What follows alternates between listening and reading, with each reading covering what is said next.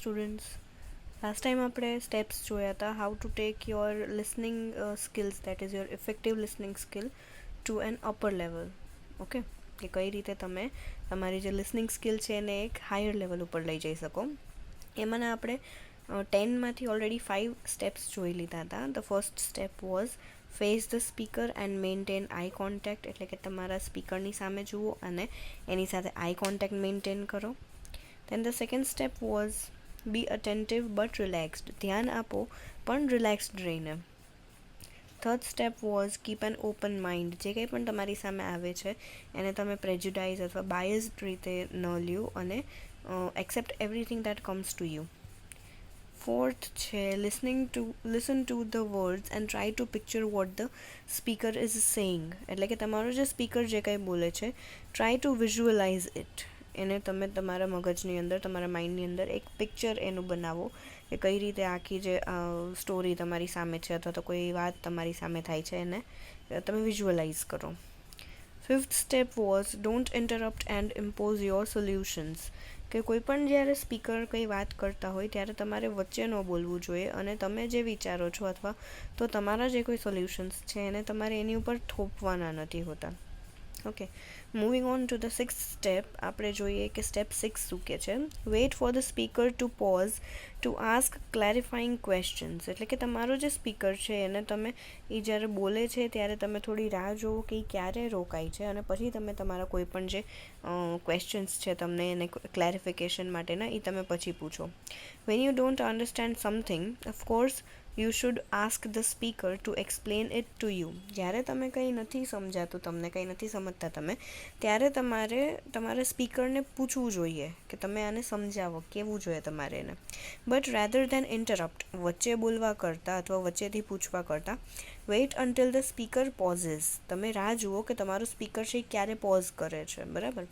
દેન say something like, પછી તમારે તમારું જે ક્વેશ્ચન છે એ પૂછવા માટે કંઈક એક સારો એવો પેરાફ્રેઝ કરવું જોઈએ એને, by saying that back up a second, એક સેકન્ડ માટે ઊભા રહ્યો પ્લીઝ, અથવા તો જે તમે બોલ્યું છે, તમે જે કંઈ કીધું છે એને થોડું રિવાઇન્ડ કરો ફોર અ સેકન્ડ, અથવા તો you can say I don't understand what you just said about, મને ન સમજાણું તમે હમણાં જે વિશે કીધું એ.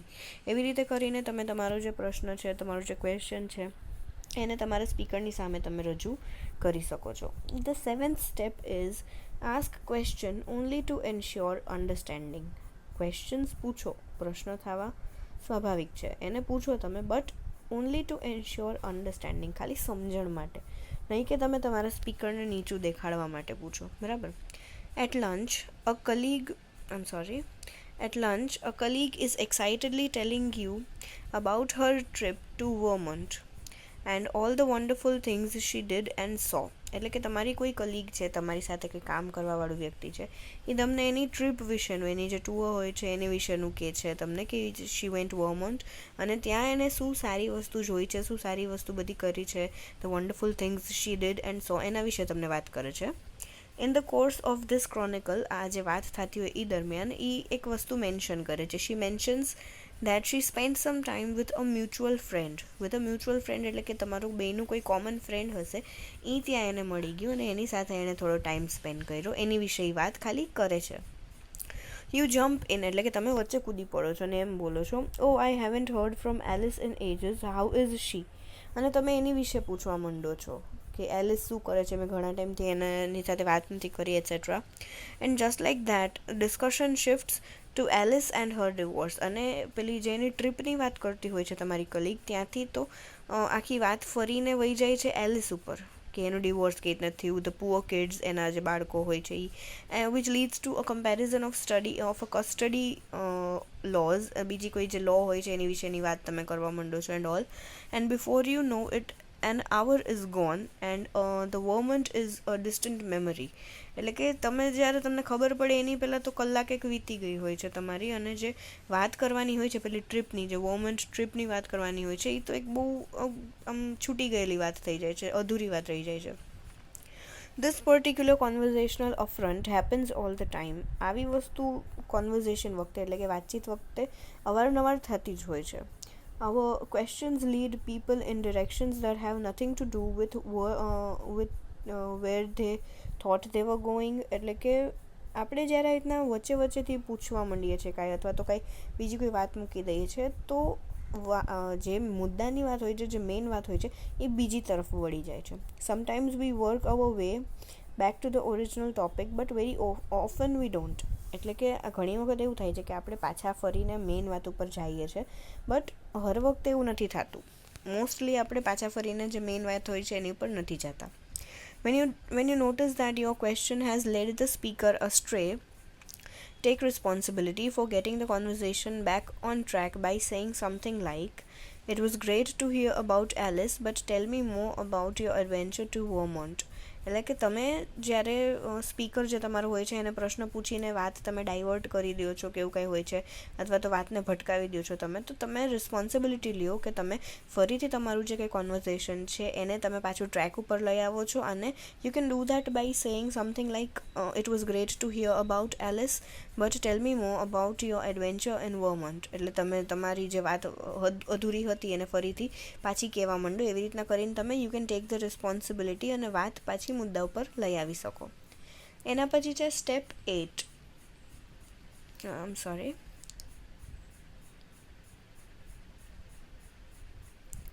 પછી છે step 8. Try to feel vote the speaker is feeling. તમારો જે સ્પીકર છે એ શું ફીલ કરે છે એ તમે પણ ફીલ કરવાની ટ્રાય કરો. If you feel sad when the person with whom you're talking expresses sadness, તમે સેડ ફીલ કરશો જો તમારી સામેવાળી વ્યક્તિ અથવા તો તમારું જે સ્પીકર છે એ થોડી દુઃખની વાત કરશે. જોયફુલ વેન શી એક્સપ્રેસીસ જોય, તમે થોડા ખુશ થશો અગર એ ખુશીની વાત કરશે તો. Fearful when she describes her fears, અને તમે થોડા ડરો છો જ્યારે એ કોઈ ડરની વાત કરે છે. And convey those feelings through your facial expressions and words. અને તમે આ તમારી જે ફિલિંગ્સ તમે ફીલ કરો છો તમારા સ્પીકરની જેમ, એને તમે તમારા શબ્દો દ્વારા અથવા તો તમારા ફેશિયલ એક્સપ્રેશન્સ દ્વારા એને વ્યક્ત કરો. Then your effectiveness as a listener is assured. અને પછી તમારે એક લિસનર એટલે કે એક સારા શ્રોતા તરીકેની તમારી જે ઇફેક્ટિવનેસ છે એને તમે અશ્યોર કરો છો. Empathy is the heart and soul of good listening. સારું ઇફેક્ટિવ લિસનિંગ જે છે એની માટે એમ્પથી છે એ બહુ જરૂરી છે. એમ્પથી એટલે કે સામેવાળી વ્યક્તિ જે ફીલ કરે છે એવું ફીલ કરવાની ટ્રાય કરવાનું, પોતાની જાતને એની જગ્યા ઉપર મૂકવાની ટ્રાય કરવાની. બરાબર. To experience empathy you have to put yourself in the other person's place and allow yourself to feel what it is like to be her at that moment. એટલે કે જો તમારે એમ્પથીનો experience કરવો હોય તો તમારે પોતાની જાતને બીજી વ્યક્તિની જગ્યાએ મૂકવું જોઈએ. એન્ડ અલાવ યોર સેલ્ફ, પોતાની જાતને એવું ફીલ કરાવો જે સામેવાળી વ્યક્તિ ફીલ કરે છે એ મોમેન્ટ ઉપર, એ ક્ષણ પર. બરાબર. This is not an easy thing to do. આ કોઈ એક ઇઝી વસ્તુ નથી કરવા માટેની. It takes energy and concentration. આની માટે બહુ જ એનર્જી અને કોન્સન્ટ્રેશનની જરૂર પડે છે.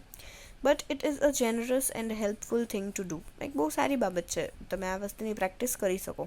And it facilitates communication like nothing else does. અને કોમ્યુનિકેશનમાં બહુ હેલ્પ કરે છે એમ્પથી બીજી વસ્તુ કરતાં. Then the 9th step is give the speaker regular feedback. તમારો જે કોઈ સ્પીકર હોય છે તમે એને એક રેગ્યુલર ફીડબેક આપવાની ટ્રાય કરો. ફીડબેક એટલે કે તમે જે ફીલ કરો છો, તમને જે સમજાણું છે નથી સમજાણું, તમને કોઈ વસ્તુમાં કોઈ ડાઉટ રહે છે કે એવું કંઈ છે, એ બધી વસ્તુ જે તમે ફીલ કરો છો એ તમારે તમારા સ્પીકરને જણાવવું જોઈએ.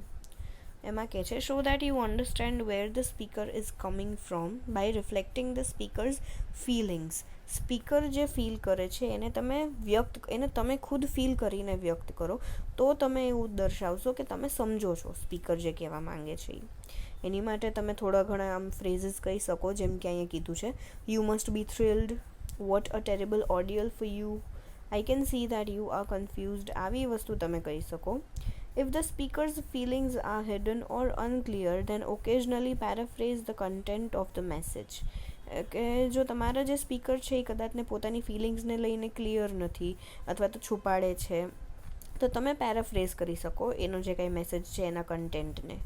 પેરાફ્રેઝ કરવું એટલે તમે તમારા શબ્દોમાં એને ફરીથી કહી શકો. બરાબર.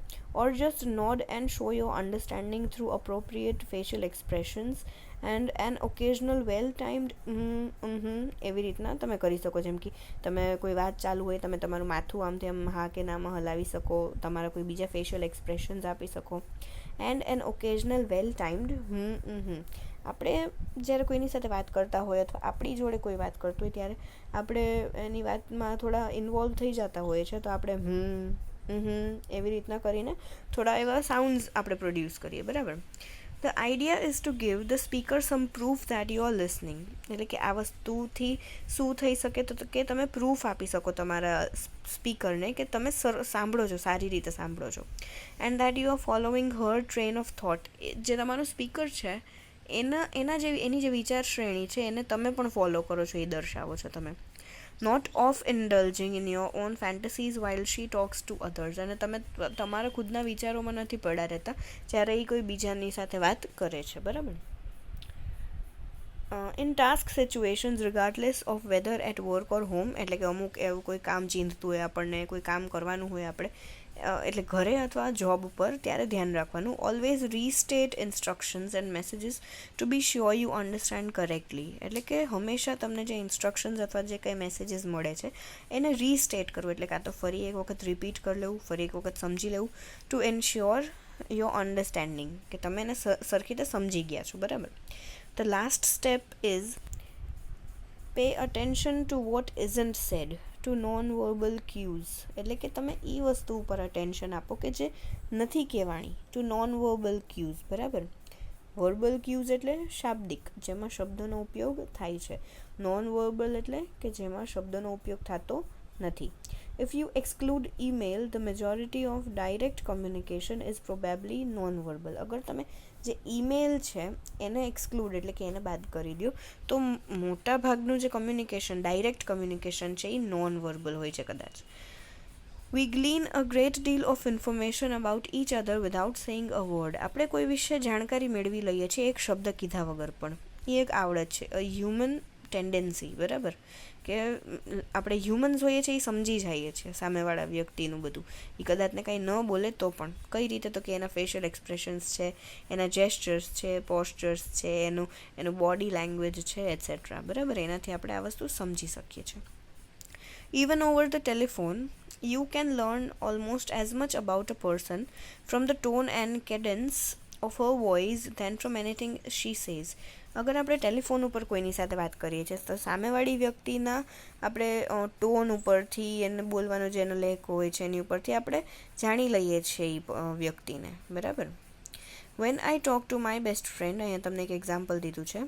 It doesn't matter what we chat about. હું જ્યારે મારી બેસ્ટ ફ્રેન્ડ સાથે વાત કરું છું ત્યારે અમે શું વાત કરીએ છીએ એ મહત્ત્વનું નથી, પણ if I hear a lilt and laughter in her voice, અગર એના અવાજમાં મને થોડું હાસ્ય કે થોડી આનંદ હોય છે એ મને જો દેખાય છે, then I feel reassured that she is doing well. એનાથી હું સમજી જાઉં છું કે એ સારી રીતે રહે છે, એમ એ ઠીક છે, બરાબર. This is what non verbal cues do, બરાબર. Face to face with a person, you can detect enthusiasm, boredom or irritation very quickly in the expression around the eyes, the set of mouth, the slope of shoulders, બરાબર. Face to face જ્યારે આપણે કોઈ વ્યક્તિની સામે હોઈએ છીએ ત્યારે આપણે જલ્દીથી પકડી પાડીએ છીએ શું, તો કે એનો એન્થુઝિયાઝમ એટલે કે એનો ઉત્સાહ, બોર્ડમ એટલે કે એને કંટાળો આવે છે કે કેમ, ઓર ઇરિટેશન એટલે કે એને એમ ગમે છે, નથી ગમતું, ઇરિટેટ થઈ જાય છે કે શું, વેરી ક્વિકલી અને બહુ જલ્દીથી આપણે આ વસ્તુ પકડી પાડીએ છીએ. In the expression around the eyes, એની આંખ ઉપરથી, the set of the mouth, એનો જે લિપ મૂવમેન્ટ છે એનાથી, ધ સ્લોપ ઓફ શોલ્ડર્સ, એના શોલ્ડરની પોઝિશન કેવી રીતે છે. These are clues you can't ignore. આ એવા ક્લૂ છે, તમારી સામે એવા ક્લૂ મળે છે તમને કે જેને તમે ઇગ્નોર ન કરી શકો, બરાબર. When listening, remember that words convey only a fraction of the message. સાંભળતી વખતે તમારે એક વસ્તુ ધ્યાન રાખવાની છે કે શબ્દો જે છે એ ખાલી એક નાનો પાર્ટ છે આખા મેસેજનો, બરાબર. આખો મેસેજ એ શબ્દો ઉપર જ નથી હોતો, બરાબર.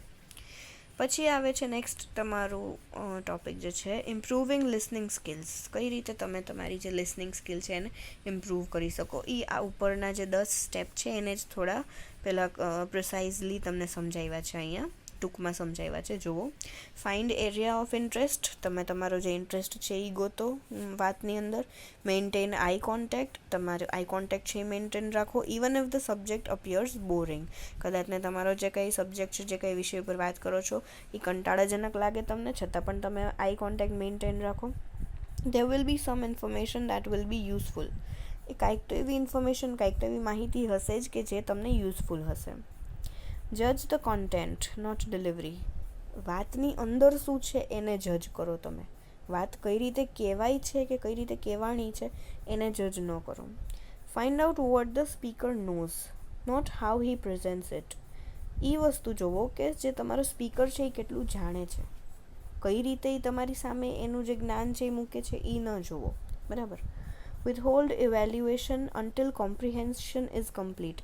જ્યાં સુધી તમને આખા મુદ્દાની, આખી વાતની સમજણ નથી આવી જતી કે સમજણ પડી નથી જતી, ત્યાં સુધી તમારું જે ઇવેલ્યુએશન છે કે આ સારું બોલે છે, સારું નથી બોલતો, આને નોલેજ છે નથી, એ બધું તમે તમારા સુધી રાખો ત્યાં સુધી.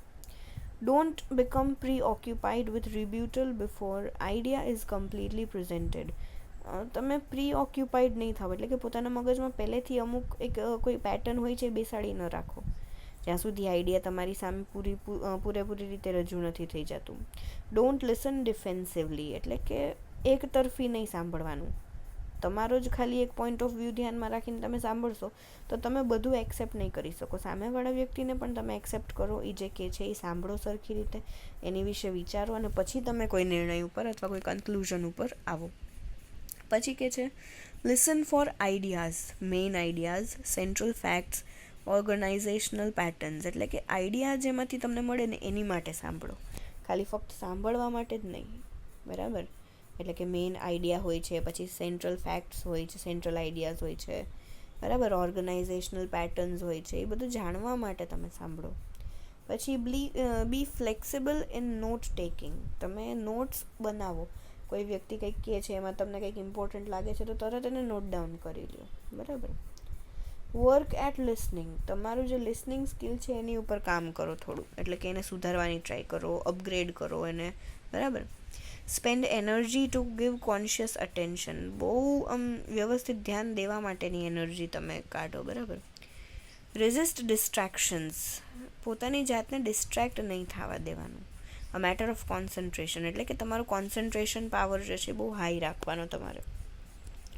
Exercise your mind, develop an appetite for hearing a variety of presentations difficult enough to challenge your mental capacities, બરાબર. એટલે કે પોતાની માઇન્ડની એક્સરસાઇઝ કરો તમે, એક ભૂખ ઊભી કરો, બરાબર. શેની માટેની? તો કે hearing a variety of presentations, એટલે કે ઘણા બધા જુદા જુદા પ્રેઝન્ટેશન સાંભળો, પછી which is difficult enough to challenge your mental capacities. એટલે કે તમે તમારી જે મેન્ટલ કેપેસિટી છે એને ચેલેન્જ કરો એનાથી, બરાબર. કે તમે આટલું વિચારી શકો છો, આટલું તમે ધ્યાન દઈ શકો છો, બધું, બરાબર. પછી છે કીપ યોર માઇન્ડ ઓપન. મગજ તમારો જે છે માઇન્ડ એ ખુલ્લો રાખો. Be careful of emotional impact of certain words. અમુક શબ્દો આપણી ઉપર બહુ જ ઇમોશનલ ઇમ્પેક્ટ કરે છે, ઇમોશનલી ઇમ્પેક્ટ કરે છે આપણા ઉપર, દેટ ઇઝ બહુ ઇમોશનલ છાપ મૂકી દે છે. ડોન્ટ લિસન ડિફેન્સિવલી કમ્પોઝિંગ અ રિબ્યુટલ. જેમ મેં તમને પહેલાં કીધું કે એક તરફી ન સાંભળો, મનમાં કોઈ બાયસ એટલે કે કોઈ ભેદભાવ રાખીને ન સાંભળો, બરાબર. Capitalise on thought speed. એટલે કે તમારે વિચારવાની જે સ્પીડ છે ને એને કેપિટલાઇઝ કરો, એટલે કે એને તમે વધારો. જેમ કે ફોર એક્ઝામ્પલ તમારી જે સ્પીચ સ્પીડ છે, એટલે કે તમારી બોલવાની જે સ્પીડ છે એ 100 થી 200 શબ્દ છે એક મિનિટની, 100 to 200 વર્ડ્સ પર મિનિટ, બરાબર. અને તમારો જે વિચારવાની સ્પીડ છે, થોટ સ્પીડ છે, that is 400 to 500 or more words પર મિનિટ. એટલે કે તમે જો 100-200 શબ્દ બોલો છો એક મિનિટમાં તો તમે 400-500 અથવા એનાથી પણ વધારે શબ્દ વિચારો છો એક મિનિટમાં, બરાબર. પછી આવે છે 10 questions to ask your self while listening. તમે અમુક એવા પ્રશ્નો પોતાને પૂછો સાંભળતી વખતે. પહેલું છે what is he saying, vote does it really mean. શું કહે છે એ સામેવાળું જે આપણું સ્પીકર છે એ શું કહે છે અને what does it really mean, એનો મતલબ શું થાય છે. How does that relate to what he said before. એ અત્યારે જે કહે છે એ કઈ રીતે આની પહેલાંની કીધેલી વાતને એ રિલેટ કરે છે, કઈ રીતે એનું કનેક્શન બનાવે છે, બરાબર. Where is he going, what's the point he is trying to make. કઈ બાજુ જાય છે એની વાત, શું પોઈન્ટ બનાવવા માંગે છે એ. How is that helpful, how can I use this. મને કઈ રીતે કામ લાગશે એની કીધેલી વાત. Does this make any sense. શું આનો કંઈ તથ્ય છે જે એ બોલે છે એનું. એમ આઈ ગેટિંગ ધ હોલ સ્ટોરી. શું મને આખી વાત સમજાય છે, આખી જે સ્ટોરી છે એ શું હું સમજું છું. How does this relate to what I already know, કઈ રીતે મને જે પહેલાંથી ખબર છે એમાં આ કઈ રીતનું આનું કનેક્શન છે, બરાબર. પછી છે is he leaving anything out, શું એનાથી કંઈ છૂટે છે કે આ મુદ્દો આખો છે તો એમાં કોઈ એવી બાબત છે કે જે એનાથી છૂટી જાય છે બોલતી વખતે. પછી ફરીથી how does this relate to what I already know, બરાબર.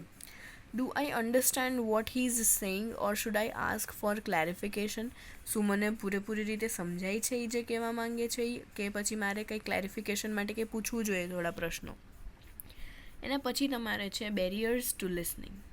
રાલ્ફ જી નિકોલ્સ ઇન્ડિકેટ્સ 10 બેડ લિસનિંગ હેબિટ્સ, એટલે કે 10 એવી ખરાબ આદતો વિશે વાત કરે છે લિસનિંગ માટેની. ફાઇન્ડિંગ ધ સબ્જેક્ટ અનઇન્ટરેસ્ટિંગ, વિષયને તમે અનઇન્ટરેસ્ટિંગ જુઓ છો, એટલે કે એમાં તમારી રુચિ નથી લાગતી. પછી છે જજિંગ ડિલિવરી નોટ કોન્ટેન્ટ, એટલે કે કઈ રીતે વાત કહેવાય છે એને તમે જજ કરો છો, કન્ટેન્ટને નહીં. એટલે કે આના લીધે તમારું જે લિસનિંગ છે ને એ થોડું ખરાબ થશે, તમે સરખી રીતે સાંભળી નહીં શકો. અને બેરિયર એટલે કે આપણે એને કોઈ કામ કરવું હોય તો એ કામ કરવાથી આપણને રોકવું, એ વસ્તુ બેરિયર કહેવાય, બરાબર. પછી છે અલાઉઇંગ એક્સેસિવ ઇમોશનલ ઇન્વોલ્વમેન્ટ, વધુ પડતું આપણું ઇમોશનલ ઇન્વોલ્વમેન્ટ આપણે અલાઉ કરી દઈએ છીએ, કે આપણે કોઈ વાત આવે છે તો એને બહુ વધારે વિચારવા માંડીએ છીએ કે એવું કંઈ. Listening for details not central ideas, આપણે જેમ આની પહેલાં વાત થઈ આપણા પોઈન્ટમાં, એક મિનિટ પોઈન્ટ ક્યાં, હા, લિસન ફોર આઈડિયાઝ, આ 4th નંબરનો પોઈન્ટ છે. Listen for ideas, main ideas, central facts, એટલે કે આપણે સેન્ટ્રલ ફેક્ટ્સને બાજુમાં મૂકીને જે બીજી વધારાની ડિટેલ્સ હોય છે એની ઉપર ધ્યાન દઈએ છીએ. Using non flexible note taking, એટલે કે આપણે નોટ બનાવતા હોય છે, જેમ કે કોઈ વસ્તુ આપણને ઇમ્પોર્ટન્ટ લાગે છે તો અમુક વખત અમુક લોકો એવું કરે, લખવાને બદલે એને મનમાં યાદ રાખી લે, ને પછી એની વિશે વિચારે તો એને યાદ ન આવે અને આખી જે લિંક હોય છે એ જે કન્ટેન્ટની એ તૂટી જાય છે. પછી છે paying poor attention to the speaker, તમે સ્પીકર ઉપર સરખું ધ્યાન નથી આપતા. પછી છે બિંગ ઇઝીલી ડિસ્ટ્રેક્ટેડ, જલ્દીથી તમારું ધ્યાન છે એ ભટકી જાય છે. ધેન અવોઇડિંગ ડિફિકલ્ટ મટીરિયલ, એટલે કે અમુક જે કામનું એવું મટીરિયલ હોય છે કે જે તમને થોડું ડિફિકલ્ટ લાગે છે, સમજી નથી શકતા, તમે એને સમજવાની બદલે એની વિશેનું ક્લેરિફિકેશન માંગવાની બદલે એને તમે અવોઇડ કરી દો છો. પછી આવે છે રિફ્યુઝિંગ ટુ એક્સેપ્ટ ન્યૂ આઈડિયાઝ, નવા જે કોઈ આઈડિયા હોય છે એને તમે એક્સેપ્ટ નથી કરતા, એને તમે ચોખ્ખી ના પાડી દો, નહીં આ મારી લિમિટ, આ મારી બાઉન્ડ્રી અહીંયા સુધીની જ, આની અંદર આવા થોટ્સ નથી આવવા દેવા, કે આવા આઈડિયાઝ છે મારે અંદર નથી આવવા દેવા, એવું નહીં કરવાનું. થિંકિંગ અબાઉટ ઇરરેલેવન્ટ ટોપિક્સ, જ્યારે કોઈ વાત ચાલતી હોય છે એ વાતનો જે વિષય હોય છે એને બાજુમાં મૂકીને તમે બીજા બધા મુદ્દા ઉપર વિચારો છો, ત્યારે તમારું જે લિસનિંગ છે એમાં બેરિયર ક્રિએટ થાય છે, બરાબર. એના પછી છે a well known management shaper Ian Mackay gives a list of some barriers to listening adapted in listening skills, એટલે કે લિસનિંગ સ્કિલ્સમાં અમુક બીજા બેરિયર્સ કેવા છે એની વિશેની વાત કરે છે. Read them, think over and identify if any of the barriers apply to you, તમને જો કંઈ લાગુ પડતું હોય તો એ તમે એની પર વિચારજો.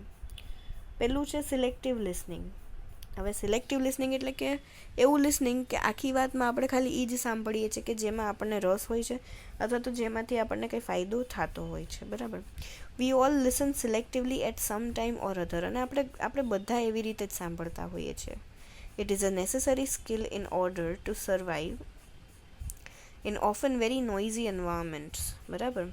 એટલે કે આપણે અમુક એવા નોઇઝી એન્વાયરમેન્ટ હોય છે કે જેમાં આપણે બહુ ધ્યાનપૂર્વક બધું સાંભળવું પડે છે, એટલે આજુબાજુમાં કોઈ વાત કરતું હોય છે, બીજો કંઈ વધારે અવાજ થતો હોય કે એવું કંઈ હોય તો ત્યારે આપણે સિલેક્ટિવ લિસનિંગ એટલે કે એવી વસ્તુ જ ખાલી સાંભળીએ કે જે આપણને કામમાં છે એ કામ લાગી જાય આપણને, બરાબર.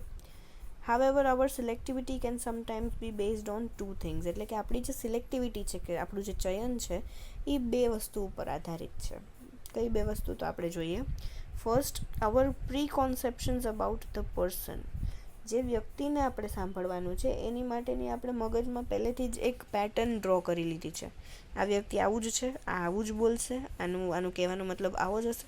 એવી રીતના આપણે એ પૂર્વધારણા કરી લઈએ છીએ, બરાબર. We become hypothetical. સેકન્ડ છે our preconceptions about the importance of what's being said. જે કહેવાય છે એનું ઇમ્પોર્ટન્સ કેટલું છે એ પણ આપણે પહેલેથી વિચારી રાખીએ છીએ, બરાબર. એટલે જેમ કે અગર તમારી સામે કોઈ COVID-19ની વાત કરશે તો કાં તો તમે એ જે વ્યક્તિ બોલે છે તો એ કાં તો તમે સાંભળવાનું પસંદ કરશો નહીં કરો એ વ્યક્તિને જોઈને, અથવા તો તમે એને સાંભળવાનું પસંદ કરશો અથવા નહીં કરો એની અંદરનું કન્ટેન્ટ જોઈને કે એ તમને કેટલું ઇમ્પોર્ટન્ટ લાગે છે, બરાબર. એટલે એ તમારી સિલેક્ટિવિટી ઉપર આધાર છે. Identifying any preconceptions before the review meeting will help reduce this barrier. એટલે કે તમારી જે કોઈ રિવ્યૂ મીટિંગ હશે કે કંઈ હશે એની પહેલાં જો તમે આ બેરિયર છે એને આઈડેન્ટિફાઈ કરી લ્યો છો તો તમે થોડું ઓછું પેલું શું કહેવાય બેરિયરને ઊભું કરશો લિસનિંગ માટેનું, બરાબર. પછી નેક્સ્ટ છે talking speed versus speed of thought. બોલવાની સ્પીડ અને વિચારવાની સ્પીડ, ગતિ, બરાબર. There is a considerable difference between the speed at which people talk and the speed at which they think. એટલે એક બહુ કન્સિડરેબલ ડિફરન્સ, એટલે કે આમ આપણે નોટ કરી શકીએ એવો ડિફરન્સ હોય છે બોલવાની સ્પીડ ઉપર અને વિચારવાની સ્પીડ ઉપર. The average person speaks about 125 words per minute, whereas thinking speed is in the region of 500 words per minute. એટલે કે જ્યારે એક એવરેજ વ્યક્તિ છે એ 125 શબ્દો, બરાબર, એવા બોલે છે 1 મિનિટની અંદર, જ્યારે કે 500 જેવા શબ્દો એ વિચારી નાખે છે 1 જ મિનિટની અંદર, બરાબર. We all think a lot faster than we realize. આપણને રિયલાઇઝ થાય એના કરતાં પણ આપણે વધારે ફાસ્ટ વિચારીએ છીએ. બોલવા કરતાં આપણું વિચારવાનું જે હોય છે એ ખૂબ જ ફાસ્ટ હોય છે. The result is that when listening to someone, we are continually jumping ahead of what is actually being said. અને એનું રિઝલ્ટ શું આવે છે પછી કે આપણે જ્યારે કોઈને સાંભળતા હોઈએ છીએ ત્યારે આપણે એક ધારું આગળ વિચારવા માંડીએ છીએ, જે વસ્તુ આપણે ન કરવી જોઈએ એકચ્યુઅલી. પછી છે ટ્રાય ટુ અવોઇડ, એટલે એમાં જ કહે છે કે try to avoid jumping to conclusions in the review meeting. Keep an open mind, એટલે કે કન્ક્લુઝન ઉપર તરત નહીં પહોંચી જવાનું, મગજ ખુલ્લો રાખો. પછી છે લેક ઓફ ઇન્ટરેસ્ટ, રુચિ ઓછી હોવી તમારી. This could be due to lack of interest in the individual speaking, એટલે કે જે વ્યક્તિ બોલે છે એની અંદર કદાચ તમારો ઇન્ટરેસ્ટ ઓછો હશે. Or being distracted by things that are happening to you personally, એટલે કે તમે પર્સનલી કોઈ વસ્તુ તમને અફેક્ટ કરે છે, એટલે કે અસર કરે છે, તો તમારું જે લિસનિંગ છે એ થોડું પેલું રહીએ, બેરિયરવાળું રહીએ. આ લેક ઓફ ઇન્ટરેસ્ટવાળું બેરિયર આવે તમારા લિસનિંગમાં. જેમ કે પુઅરલી ચાઇલ્ડ, એટલે કે તમે આમ બહુ પેલા હો છો, થોડા ડલ હોવ છો એઝ અ ચાઇલ્ડ. પછી deadline four research project, funding, reporting, એટલે કે કોઈ ડેડલાઇન તમારી સામે હોય છે એના લીધે તમને રુચિ નથી હોતી કોઈ વાત સાંભળવામાં, બરાબર. These are the factors that can affect your listening. અને પછી કહે છે remember the review meeting is the opportunity for the reviewee to talk about themselves, their thoughts and the feelings. એટલે કે રિવ્યુઈ માટે એક સારી ઓપોર્ચ્યુનિટી હોય છે આ રિવ્યૂ મીટિંગ, બરાબર. એમાં તમે પોતાની વિશે જણાવી શકો છો, કોકના વિશે જાણી શકો છો, બરાબર. બિલીફ્સ એન્ડ એટીટ્યૂડ્સ, આપણી માન્યતાઓ અને આપણું જે એટીટ્યૂડ હોય છે એ, બરાબર. We all have opinions on a variety of current issues. કોઈ પણ કરંટ ઇશ્યુઝ હોય છે, કરંટ ટોપિક્સ હોય છે, એની વિશે આપણા ઓપિનિયન હોય જ છે. વી feel strongly about certain subjects. આપણે અમુક વિષયો ઉપર બહુ જ સ્ટ્રોંગલી કંઈક ફીલ કરતા હોઈએ છીએ, આમ સચોટ રીતે. વી વેલ્યુ સર્ટન બિહેવિયર્સ. અમુક જે બિહેવિયર હોય છે, વર્તન હોય છે, એને આપણે વેલ્યુ પણ કરીએ છીએ, બરાબર. How do you react when someone advertently challenges your beliefs and attitudes. અગર તમારી માન્યતા છે, તમારું એટીટ્યૂડ છે, એને કોઈ જાણતા ચેલેન્જ કરશે તો તમારું રિએક્શન કેવું હશે એની ઉપર એક વખત વિચારી જુઓ. Try to avoid getting emotional, particularly in the review situation. Remember, the review is about the reviewee, not you. એટલે કે ઇમોશનલ ઓછું થવું, બરાબર, સાંભળવાની બાબતે. રિએક્શન્સ ટુ સ્પીકર, પછી કે છે રિએક્શન્સ ટુ સ્પીકર. એમાં શું છે તો કે our reaction to the person speaking rather than what they are saying can cause us to listen effectively. એટલે કે આપણા જે રિએક્શન હોય છે ને, જે વ્યક્તિ જે બોલે છે એની ઉપર આપણા રિએક્શન હોવા જોઈએ. કેવી રીતે બોલે છે એની ઉપર રિએક્શન જો ઓછા હશે અથવા નહીં હોય તો આપણે સારી રીતે સાંભળી શકશું. અને અથવા તો આપણે જે વ્યક્તિ બોલે છે, જે ટૂંકમાં જે ઇન્ડિવિજ્યુઅલ છે એની ઉપર રિએક્શન આપશું, નહીં કે આપણે એ જે બોલે છે એની ઉપર ધ્યાન દેશું, તો આપણે ઓછું પેલું ઇફેક્ટિવલી સાંભળી શકશું. બરાબર, આપણું લિસનિંગ થોડું ઇનઇફેક્ટિવ થઈ જશે. Try not to be the victim of pride and prejudice. એટલે કે બાયસ નહીં રાખવાનું, ભેદભાવ નહીં રાખવાનો સાંભળતી વખતે. અવર પ્રી કોન્સેપ્શન્સ, આપણે જે પહેલેથી બધું મગજમાં ફિટ કરી રાખ્યું કે આ વ્યક્તિ આવી રીતના જ કહેશે, આ વ્યક્તિ આવું જ બોલશે, આ જ એનો ટોપિક હશે, એવું નહીં. Our preconceptions often mean we don't even give another person a chance to speak. આપણો જે પ્રી કોન્સેપ્શન હોય છે આપણી અંદર, આપણા મગજની અંદર, તો એના લીધે આપણે સામેવાળી વ્યક્તિને બોલવાનો પણ ચાન્સ નથી આપતા. વી કેન પ્રી જજ what they have to say. આપણે પહેલાંથી જ જજ કરી લઈએ છીએ કે આને શું બોલવું છે. The implication of this behavior is that it implies we don't value what they might have to offer. એટલે કે ઇમ્પ્લિકેશન ઓફ ધીસ બિહેવિયર, આપણે જે પ્રી કોન્સેપ્શન આપણા મગજમાં બેસાડી રાખીએ ને, એનાથી શું થશે કે we don't value what they might have to offer. સામેવાળી વ્યક્તિને શું આપવું છે આપણને, શું બોલવું છે આપણને, એને આપણે વેલ્યુ જ નથી કરતા, એવું આપણે બતાડીએ છીએ આનાથી. એની માટે કહે છે બી ઓપન માઇન્ડેડ. એટલે કે તમે બધું એક્સેપ્ટ કરો, જે કંઈ તમારી સામે રજૂ થાય છે એને સરખી રીતે એક્સેપ્ટ કરો. ધ વર્ડ્સ વી હિયર, એટલે કે જે શબ્દો આપણે સાંભળીએ છીએ એની ઉપરથી પણ કદાચ કંઈક બેરિયર આવી શકે. એમાં કહે છે over repetition of words and phrases is one distraction. એટલે કે આપણી સામે કોઈ એક શબ્દ વારંવાર બોલાય છે, કોઈ એક વાક્ય વારંવાર બોલાય છે, અથવા તો the use of unfamiliar example jargon words is another. એટલે કે કાં તો એકના એક શબ્દ આપણી સામે વારંવાર બોલાય છે, અથવા તો આપણને આપણાથી અજાણ્યા શબ્દો એવા હોય છે કે જે આપણી સામે વારંવાર બોલાય છે, તો એ એક બેરિયર તરીકે કામ કરે છે, એ આપણને ડિસ્ટ્રેક્ટ કરી દે છે. બરાબર. Another important point two remember is that words can mean different things to different people. કે શબ્દો હોય છે જે કાંઈ પણ, એ વ્યક્તિએ પોતાની સમજણ ફેરવે છે. બરાબર. દરેક વ્યક્તિ દરેક શબ્દને જુદી જુદી રીતે સમજે છે. એટલે કે એક શબ્દ છે અહીંયા ગુડ, એક્ઝામ્પલ દીધું છે ગુડ, તો એક વ્યક્તિ છે એને અગર ગુડ કહેશે કોઈ, તો એને એમ લાગશે કે આ કામ ચલાવું છે. બરાબર, આ વાળું ગુડ, કે ભાઈ કામ કરી દીધું તો ચાલે એવું કામ છે એટલે ગુડ કીધું. અને બીજી વ્યક્તિ છે એ કદાચ એમ સમજશે કે મેં જે કામ કર્યું પરફેક્ટ છે એટલે મને ગુડ કીધું. બરાબર. એટલે હવે હજી એક વખત કહે છે કે બી ઓપન હાર્ટેડ. બરાબર, તમે જે સમજો છો એમાં બહુ ધ્યાન રાખો. બરાબર. પછી આવે છે ફિઝિકલ ડિસ્ટ્રેક્શન્સ. કઈ રીતે ફિઝિકલી આપણે ડિસ્ટ્રેક્ટ થતા હોઈએ છીએ, તો એમાં કે છે this can come in a number of different guises and ranges from the background noises that are going on. That is a telephone ringing or a fire engine racing down the road. Whether we are physically comfortable, that is too warm, too cold, the seat is uncomfortable, too high, too low, thirsty, the lighting in the room, to distracting pictures on the wall. એટલે કે આ physical distractions કેવા છે તો કે આપણી આજુબાજુમાં થતા અવાજો, ટેલિફોન વાગે છે, કોઈ ફાયર એન્જિન નીકળે છે તો એની જે બેલ વાગે છે એ, અથવા તો આપણે સરખી રીતે બેસી શકીએ છીએ કે નથી બેસી શકતા, આપણી જે સીટ છે એ બહુ ઊંચી છે, બહુ નીચી છે, આપણને તરસ લાગી છે, આપણને ઠંડી લાગે છે, આપણને ગરમી લાગે છે, રૂમની જે લાઇટિંગ છે એ બરાબર નથી, અથવા તો ફોટા લગાવેલા છે દિવાલ ઉપર એ બરાબર નથી.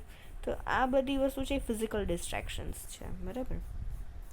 પછી આપણે એના પછી જોઈએ છે some distractions are within our control. અમુક ડિસ્ટ્રેક્શન એવા હોય છે કે જે આપણા કંટ્રોલમાં હોય છે. That is telephone calls. એટલે કે ફોન આવ્યો, ચલો કાપી નાખ્યો, એટલે આપણે ડિસ્ટ્રેક્ટ થયા નહીં.